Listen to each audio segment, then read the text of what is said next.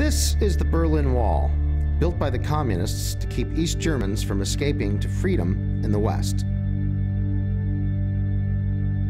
This is the wall along the Chinese-Korean border, built by the Chinese government to stop North Korean refugees from entering China. This is the West Bank Wall, built by the Israelis to protect them from Palestinian terrorists. This is our wall, built by the United States government to keep mostly Hispanic immigrants from entering our country illegally. We went down to our southern border to get a first-hand look at what's happening there. If you ask the agency out in the field and our higher-ups, the chain of command, our chief, they will all tell you that we're very confident that whatever comes through this border, we're going to apprehend. Robert Little Dog Crooks is the founder of the Mountain Minutemen. He has spent the last 2 years camped 50 yards from the border in the high desert east of San Diego, California. What I'm trying to do here is I'm trying to open the eyes of the American people as to the reality of the issues on this particular section of the border. Enrique Morones is the founder of the Border Angels, a humanitarian group that provides aid to migrants from Mexico. Our mission statement with Border Angels is, if I was hungry, did you give me to eat? If I was thirsty, did you give me to drink? And we've never asked anybody for their document. We're not interested in if people have papers or not. More than 7 million undocumented people currently residing in the United States cross the border illegally. Another 5 million people are here on expired visas.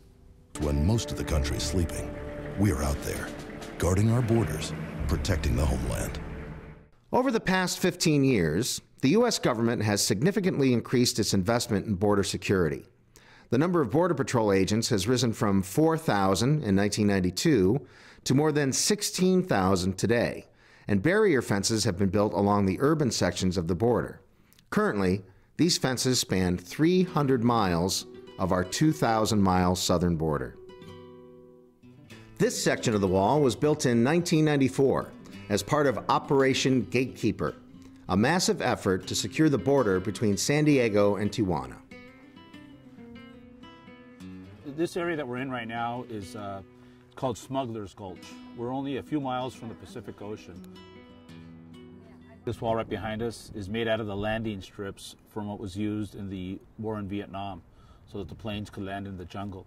Here along our border in San Diego sector, we have stadium-style lighting. We have the remote video surveillance system. We also have seismic intrusion devices. The Imperial Beach in the San Diego area has changed dramatically. You know, price values for homes have gone up. The quality of life is a lot better, and there's much less crime along the border because of Operation Gatekeeper.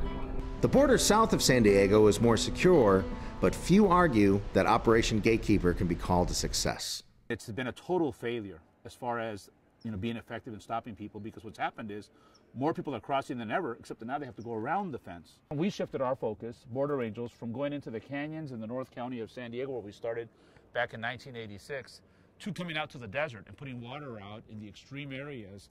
The smart smuggler is going to take this shit to the weak spot. See, illegal immigrants, drug smugglers, all possess the same powers of water and electricity. They take the path of least resistance. It's called Ohm's Law. And what has happened is it has led to the deaths of many, many people. How many are out there? We estimate it's 10,000. According to the U.S. government, it's 4,500 since Operation Gatekeeper started in October of 1994.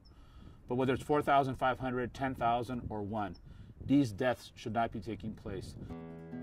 This gravesite is the largest gravesite of unidentified people in the country that's not a military gravesite.